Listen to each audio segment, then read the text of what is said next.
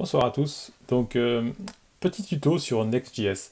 Donc, j'avais fait plusieurs tutos déjà sur Gatsby.js que vous pouvez retrouver sur ma chaîne YouTube.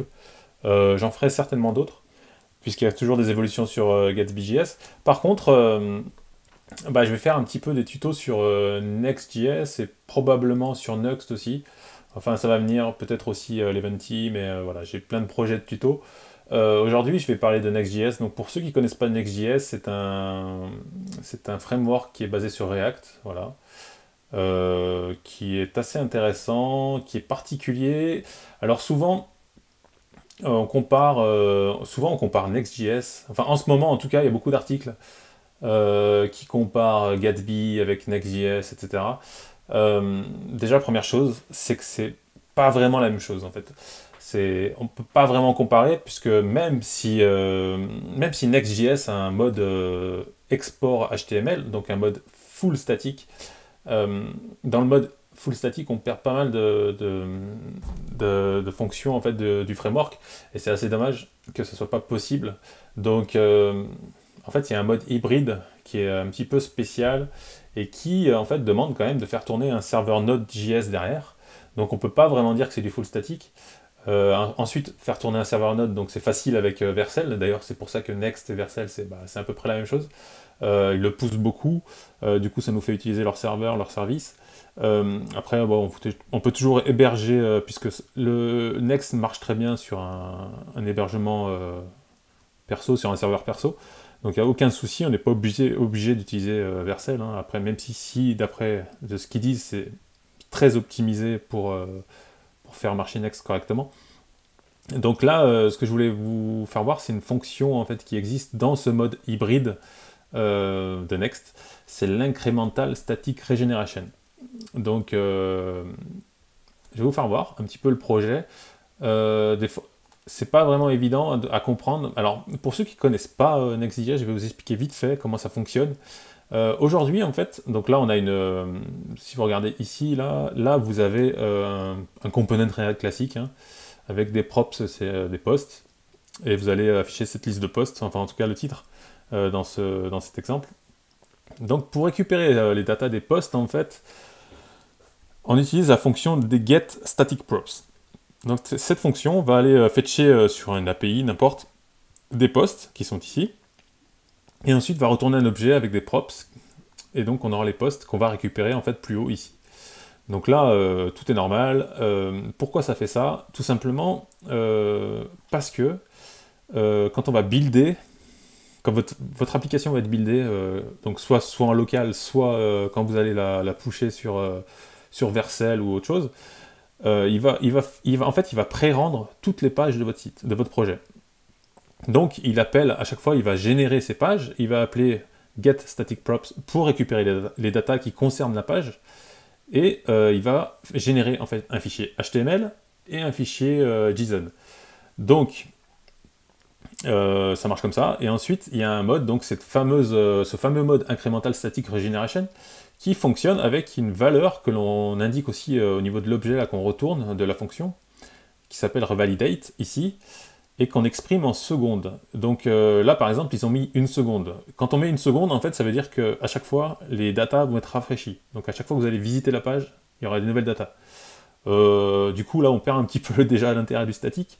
Et après, il y a peut-être une raison pour utiliser cette régénération constante.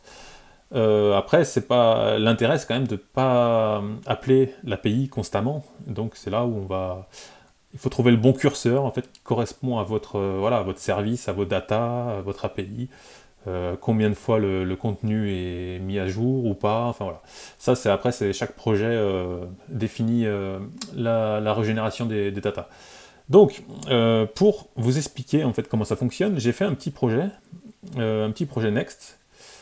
Qui est ici, qui est très basique en fait, il a juste une page qui est là, et j'ai inclus dedans, alors normalement j'aurais dû le mettre à part, mais là pour faire plus simple je l'ai mis dedans, il inclut un petit serveur express qui est ici, donc voilà c'est un tout petit serveur express qui est avec une seule route, et qui renvoie en fait la date en cours. Donc je vais le lancer, ok là je suis dessus, donc si je fais un node, voilà, bam, mon serveur est lancé. Donc là c'est mon petit serveur express qui me renvoie donc la date en cours. Donc si je rafraîchis, à chaque fois la date change, hein, évidemment. Les secondes avancent. Ensuite, j'ai mon petit serveur, mon petit projet Express Next qui est ici. Donc déjà, première chose, j'ai défini une valeur dans les variables d'environnement qui est revalidate à 20 secondes. Ok. Ensuite, mon fichier, ma page unique est ici, donc dans pages index.js. Ça va afficher déjà le component de la page, va afficher un timer qui incrémente toutes les secondes. Donc ça part de 0 et il va afficher 1, 2, 3, 4, 5, voilà. Petit à petit, il incrémente, donc ça fait que quand on rentre dans la page, il est à 0, et ensuite, il incrémente, et on sait combien de temps on est resté sur la page. Donc ça va être utile pour dire, là, ça fait 20 secondes, normalement, la data doit être générée. Et ensuite, j'utilise getStaticProps pour aller chercher donc, sur le petit serveur express la date en cours. Donc moi, je vais récupérer une valeur dans les props, qui sera la date en cours que mon serveur m'a rendu, que je vais injecter ici, en fait, voilà, avec le D, là, je fais une new date, et je lui donne un petit format local. Et donc lui, il va injecter la date. On va voir que la date, elle ne va pas changer. Une fois qu'elle sera générée, en fait, elle ne va pas changer, sauf, alors, logiquement, au bout de 20 secondes. Donc c'est ce qu'on va vérifier. Donc là, vous voyez, revalidate, j'ai mis la variable d'environnement revalidate, donc qui est à 20 secondes pour l'instant. Donc, lançons le petit serveur, qui est ici. Donc, j'ai fait un npm run build, donc il va builder le projet, et ensuite un run start qui va lancer le serveur. Donc, comme je vous dis, il y a un serveur node qui tourne, malgré qu'il renvoie des fichiers statiques. C'est, voilà, tac. Donc là, il build, sans problème. Voilà, il a généré, donc là si on regarde, il a généré la page unique qui est ici, là, donc c'est slash, hein, tout simplement. Donc localhost 3000, et là voilà, je suis rentré sur la page, j'ai 18h35, 08, donc là il se passe déjà 5 secondes, 6 secondes, 7 secondes, donc là si je rafraîchis, au bout de 10 secondes, j'ai toujours la même heure, hein, 18h35, 08. Hop, 3 secondes, 4 secondes, normalement... Dans 10 secondes, normalement, je devrais avoir une nouvelle heure, si je comprends bien. C'est pas ça le principe. Bon, je vais rafraîchir. Là j'ai dépassé les 20 secondes. Eh ben non, j'ai toujours 18h35,08. Mais pourquoi donc? Eh ben tout simplement parce que, en fait, Next se charge de toujours renvoyer un fichier statique.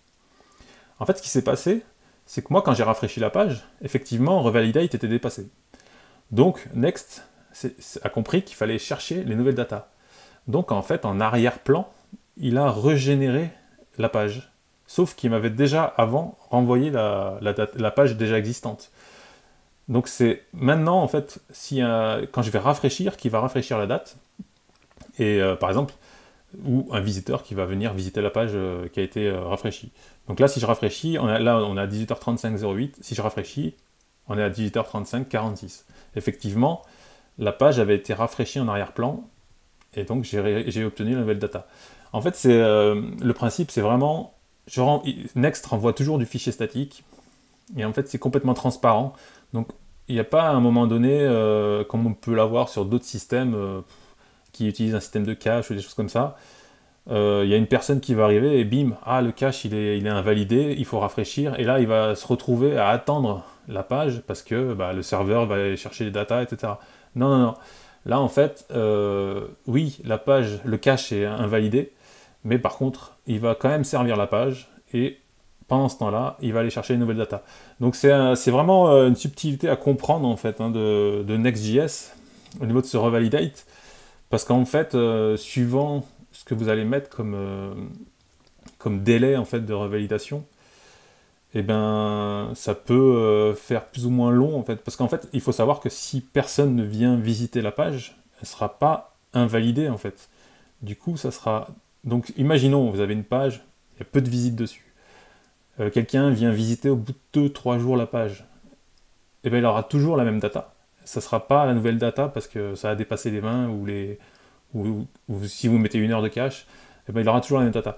Par contre, il aura déclenché une régénération de la page, Donc ce sera le prochain visiteur, 2 jours après peut-être, qui aura les nouvelles datas. Donc voilà, c'est là où il faut réfléchir à une stratégie au niveau de la régénération du cache, enfin du cache du statique, de la page statique. Donc voilà, j'espère que vous avez compris comment ça fonctionne. En tout cas, j'ai mis le projet sur GitHub, enfin le petit bout de code sur GitHub, donc si vous voulez regarder un peu plus près.